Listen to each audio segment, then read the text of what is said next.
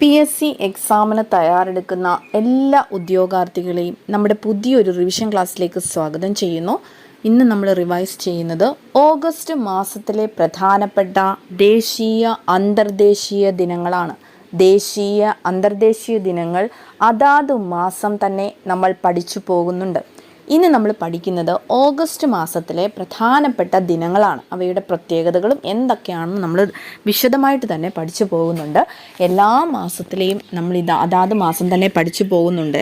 എല്ലാവരും അറിയാൻ വയ്യാത്തവരെല്ലാവരും ഒന്ന് നോക്കുക. നമ്മുടെ ചാനലിൽ ജൂലൈ മാസത്തെ വരെ നമുക്ക് എല്ലാ റിവിഷൻ ക്ലാസ്സിലും നമ്മൾ അന്താരാഷ്ട്ര ദിനങ്ങളും ദേശീയ ദിനങ്ങളും നമ്മൾ റിവൈസ് ചെയ്തിട്ടുണ്ട്. നമുക്ക് നോക്കാം. നമ്മുടെ ഇന്നത്തെ പോർഷനിലേക്ക് കടക്കാം. ഓഗസ്റ്റ് മാസത്തിലെ പ്രധാനപ്പെട്ട അന്താരാഷ്ട്ര ദിനങ്ങൾ: August 6, August 9, August 12, August 20, August 29. 5 പ്രധാനപ്പെട്ട ദിനങ്ങളാണ് നമുക്ക് പഠിക്കാനുള്ളത്. 6 പ്രത്യേകതകളുമാണ് പഠിക്കാനുള്ളത്. ഓഗസ്റ്റ് 6 ഹിരോഷിമ ദിനം. ഓഗസ്റ്റ് 6 ഹിരോഷിമ ദിനം. ഓഗസ്റ്റ് 9 നാഗസാക്കി ദിനം. ഓഗസ്റ്റ് 9 നാഗസാക്കി ദിനം. ഓഗസ്റ്റ് 12 ലോക യുവജന ദിനം. ലോക യുവജന ദിനം. ലോക യുവജന ദിനം. ഓഗസ്റ്റ് 20 ലോക കൊതുക് ദിനം.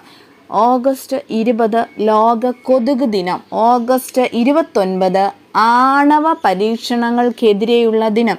ആണവ പരീക്ഷണങ്ങൾക്ക് എതിരെയുള്ള ദിനം. 5 പ്രത്യേകതകളെ നമുക്ക് പഠിക്കാനുള്ളൂ.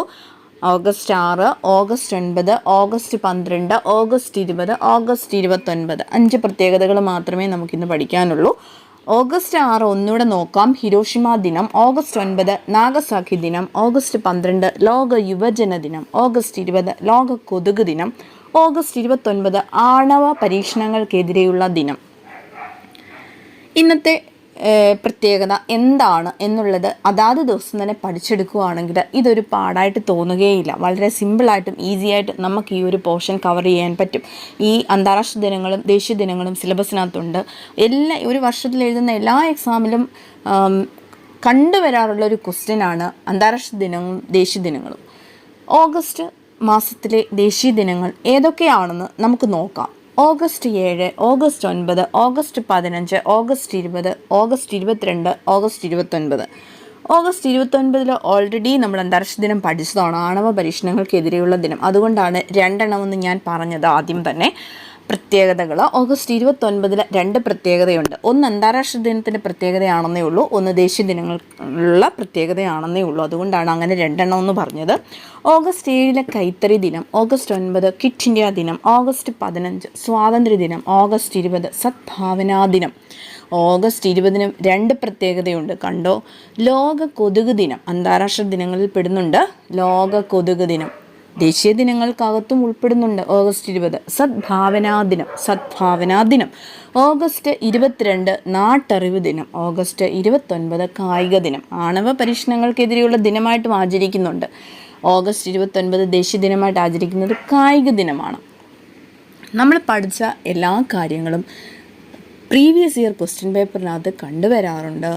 ഒന്നുപോലും പ്രധാനപ്പെട്ടതുമല്ല, ഒന്നുപോലും അപ്രധാനപ്പെട്ടതുമല്ല. എല്ലാത്തിനും തുല്യ പ്രാധാന്യം കൊടുത്ത്, കാരണം ഏത് ക്വസ്റ്റ്യനാണ് നമുക്ക് വരുന്നതെന്ന് നമുക്ക് അറിയാൻ പറ്റില്ല. നമ്മൾ വെറുതെ വിടുന്നതായിരിക്കും ചിലപ്പം അത് കയറി വരുന്നത് എക്സാമിൽ. ഓക്കെ, അങ്ങനെ കണ്ടുവരാറുണ്ട്. വിഷമിച്ചിരിക്കുന്നവരെയും കണ്ടുവരാറുണ്ട്. അങ്ങനെ ആവരുത്. നമുക്ക് തന്നിരിക്കുന്ന പോർഷൻസ് സിലബസ് നമ്മൾ കംപ്ലീറ്റ് ആക്കുക. ഓഗസ്റ്റ് മാസത്തിലെ പ്രധാനപ്പെട്ട അന്താരാഷ്ട്ര ദിനങ്ങളും ദേശീയ ദിനങ്ങളും നമ്മൾ പഠിച്ചു കഴിഞ്ഞു. എല്ലാവരും നന്നായിട്ട് ഹാർഡ് വർക്ക് ചെയ്യുക. എല്ലാവരും ആഗ്രഹിച്ച ജോലി നേടുവാൻ വളരെ ഈസി ആയിട്ട് പറ്റും കേട്ടോ. ഓഗസ്റ്റ് 7 ഒന്നുകൂടെ നമുക്ക് നോക്കാം. ഓഗസ്റ്റ് 7 കൈത്തറി ദിനം. ഓഗസ്റ്റ് 9 ക്വിറ്റ് ഇന്ത്യ ദിനം. ഓഗസ്റ്റ് 15 സ്വാതന്ത്ര്യ ദിനം. ഓഗസ്റ്റ് 20 സദ്ഭാവനാ ദിനം. ഓഗസ്റ്റ് 22 നാട്ടറിവ് ദിനം. ഓഗസ്റ്റ് 29 കായിക ദിനം. നന്നായിട്ട് പഠിച്ചെടുക്കുകയാണെങ്കിൽ ഒരു 10 മിനിറ്റ് 20 മിനിറ്റ് കൊണ്ട് നമുക്ക് ഈ ഒരു ഓഗസ്റ്റ് മാസത്തിൽ തന്നെ പഠിച്ചെടുക്കാൻ പറ്റും കേട്ടോ. മാക്സിമം പോയാൽ 1/2 മണിക്കൂർ, കാരണം എഴുതിയെടുക്കാനും കുറച്ച് സമയം വേണമല്ലോ.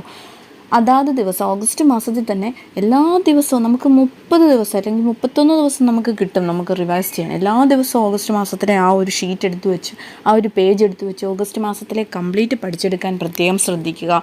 എല്ലാവരും നന്നായിട്ട് പഠിച്ചിട്ടുണ്ടെന്ന് അറിയാം. എങ്കിലും ആദ്യമായിട്ടാണ് PSC എക്സാം അറ്റൻഡ് ചെയ്യാൻ പോകുന്നവർക്ക് വേണ്ടിയാണ് ഇത്രയും എക്സ്പ്ലെയിൻ ചെയ്ത് പറയുന്നത്. നന്നായിട്ട് പഠിക്കുക. എല്ലാവരും ആഗ്രഹിച്ച ജോലി നേടുവാൻ സാധിക്കട്ടെ. നല്ലൊരു റിവിഷൻ ക്ലാസ്സുമായി നമുക്ക്